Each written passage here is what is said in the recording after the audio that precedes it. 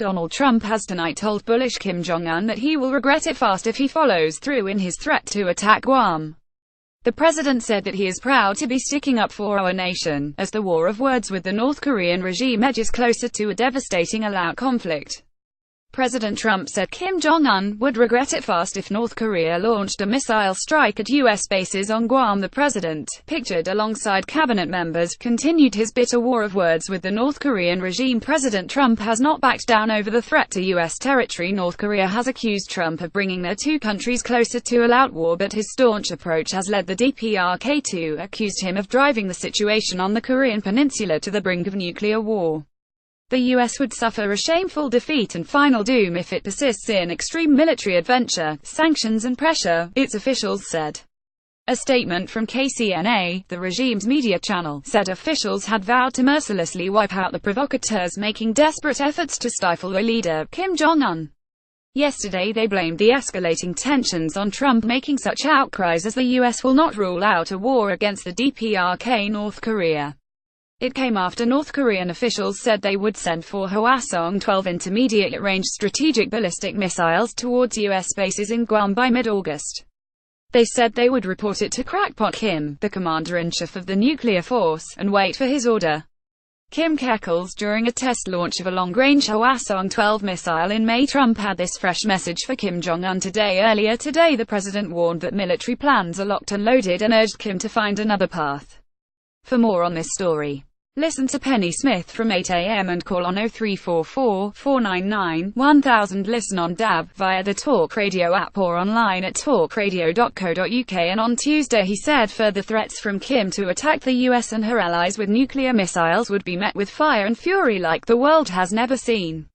But later that day, Pyongyang said it was carefully examining a plan to strike an airbase on the US Pacific island of Guam with nuclear-capable rockets. AFPOR licenses. Thousands of North Korean troops take part in a parade in Pyongyang in support of leader Kim Jong-un's regime's stance against the US. AFPOR licenses. The event was a typical show of strength from the crackpot military dictatorship. AFPOR licenses. The incredibly well-coordinated parade comes amid rising tensions between North Korea and the United States. South Korean soldiers stand guard at a post near the demilitarized zone dividing two Koreas in the border city of Paju. North Korea's state TV released video of latest missile test which is capable of reaching U.S. mainland. Trump yesterday doubled down on his fire and fury comments and ratcheted up the rhetoric even further. Standing alongside Vice President Mike Pence, he said if anything, maybe that statement wasn't tough enough. North Korea better get their act together or they're going to be in trouble like few nations have ever been in trouble. Mum, daughter and pal accused of being UK's first all-female terror group in court. Accused of plotting knife rampage. Husband shoots his wife and her lover dead in their family home after catching the pair having sex. Taylor Swift tells court DJ David Mueller lifted her skirt and definitely grabbed her. Bodybuilder Rich Piana fighting for his life in a coma after overdose at his Florida home. Horrifying body cam footage shows moment. Cop is shot at point-blank range. Horrifying moment. Bodybuilder breaks his neck and dies in a freak accident while showing off to crowds. But even today, the North continued to issue threats against the U.S. State media warned the gangster-like U.S. imperialists they would dearly pay for their reckless behavior.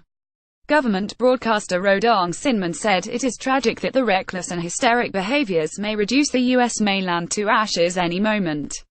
A U.S. Air Force pilot joins up with South Korea fighter jets during a mission from Andersen Air Force Base in Guam earlier this month. North Korea fires off a long-range ballistic missile capable of carrying a nuclear warhead. A U.S. Air Force B-1B Lancer receiving fuel during a 10-hour mission from Andersen Air Force Base, Guam earlier this month. A U.S. Army tactical missile system ATACMS firing a missile into the East Sea from an undisclosed location in South Korea. The U.S. and its vassal forces will dearly pay for the harshest sanctions and pressure and reckless military provocations against the DPRK.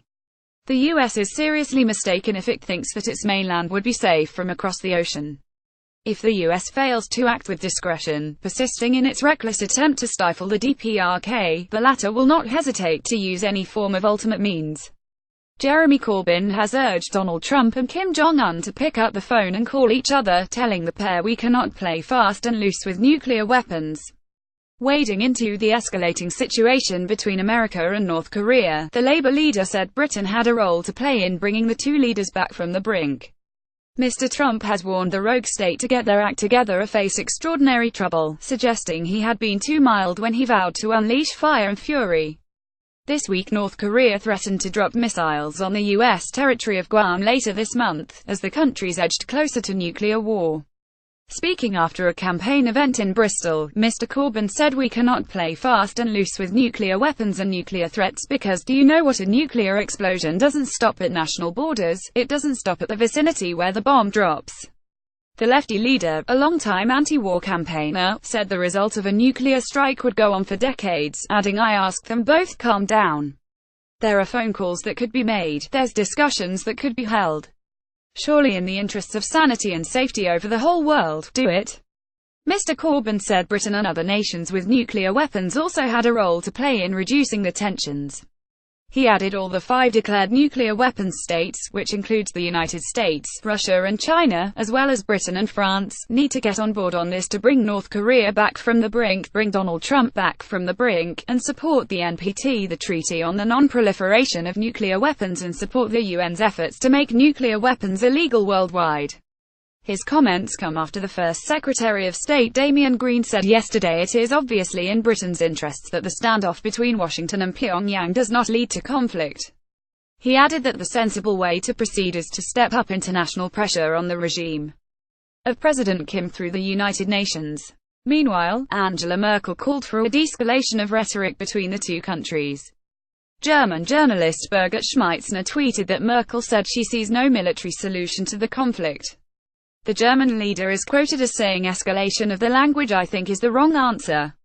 Trump responded tonight, saying let her speak for Germany, adding, "She's certainly not referring to the United States. We pay for your stories. Do you have a story for the Sun online news team? Email us at tips@thesun.co.uk or call 0207 782 4368. We pay for videos too.